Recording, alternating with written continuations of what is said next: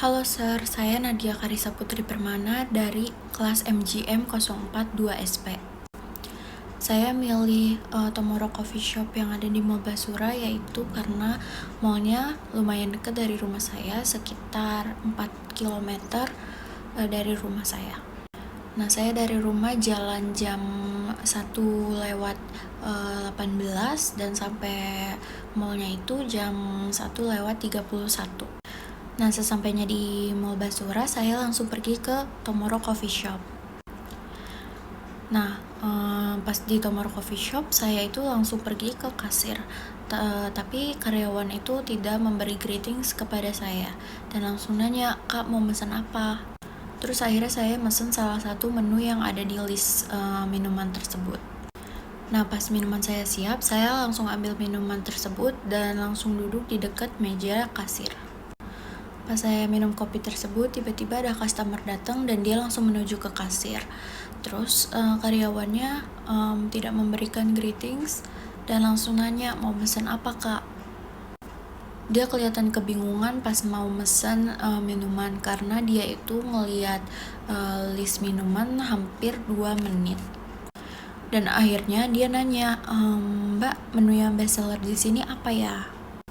Tapi karyawannya tuh langsung ngerekomendasiin menu yang baru launching, dan karyawannya tuh nyebutin satu-satu menu yang baru launching tersebut tanpa ngejelasin rasa dari kopi tersebut. Apakah kopi ini terlalu manis untuk pemula, apakah kopi ini terlalu pahit untuk pemula, atau kopi ini standar-standar aja rasanya.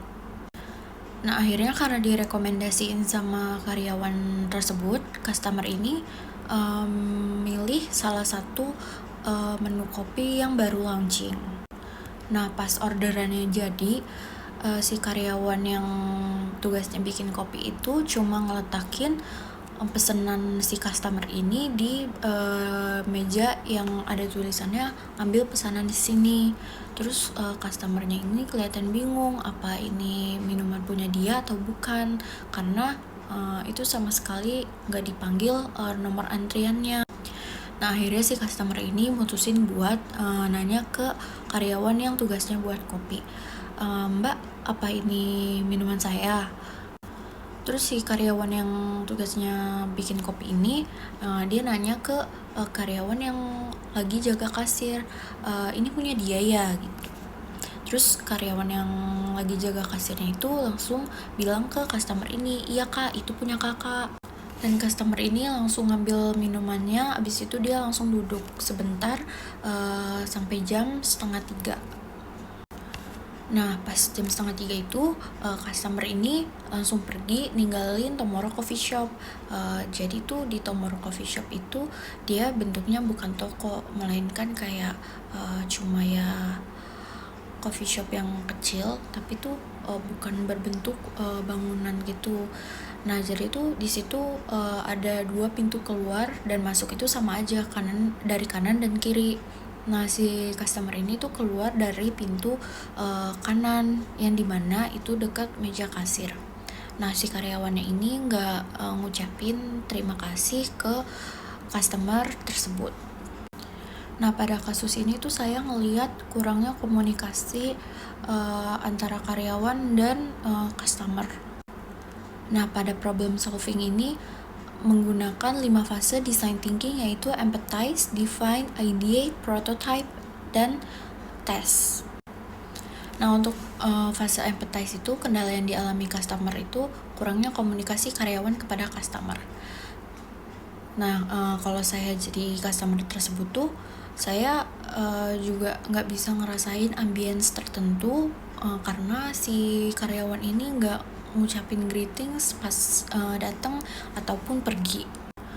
Nah, saya juga bakal ngerasa kebingungan ketika si customer ini nanya bestsellernya ke karyawannya, dan karyawannya tuh malah ngerekomendasiin menu yang baru launching tersebut. Terus karyawannya juga nggak ngejelasin satu-satu bagaimana rasa kopinya.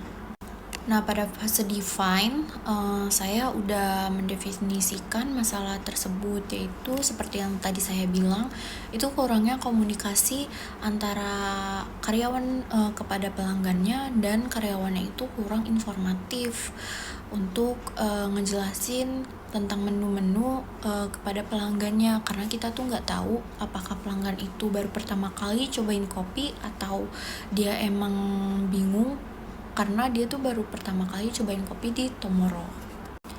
Nah, selanjutnya pada fase ideate itu saya ngusulin ide untuk nambahin 1 karyawan pada Tomorrow Coffee Shop yang ada di Mall Basura, karena supaya karyawan tuh nggak kerepotan ketika ada customer datang dan customer pergi, itu mereka tuh tidak lupa untuk memberikan greetings. Terus selanjutnya itu memberi tag atau label bestseller yang ada di menu yang sering pelanggan itu beli. Jadi tuh si karyawan tuh gak ngerekomendasiin menu yang baru launching, dan karyawannya tuh harus informatif kepada pelanggannya.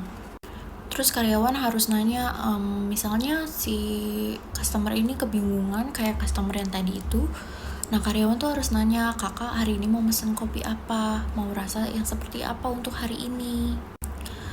Nah, abis karyawan nanya kayak gitu, karyawan tuh langsung rekomendasiin kopi-kopi yang cocok untuk keinginan customer. Nah, tetapi untuk prototype, saya tuh memutuskan untuk memberi solusi, yaitu memberi tag atau label bestseller di menu-menu yang memang sering dibeli oleh customer. Nah, kan dengan memberi tag atau label bestseller tersebut, itu tuh bisa ngemudahin si customer ini untuk milih menu yang emang tuh udah sering dibeli oleh customer-customer lainnya. Jadi tuh nggak membuang banyak waktu juga untuk si customer itu milih menu kopi tersebut itu. Nah, untuk tes sendiri itu, si karyawan itu harus ngamatin customer dari hari pertama tes tersebut dilakukan hingga seterusnya. Apakah customer ini jadi lebih mudah untuk memesan menu minuman tersebut yang ada tag atau label bestsellernya, dan tidak membuang banyak waktu. Jadi tuh si karyawan tuh harus ngamatin customer tersebut gitu. Nah, segitu aja tugas dari final exam saya untuk design thinking for innovation. Terima kasih.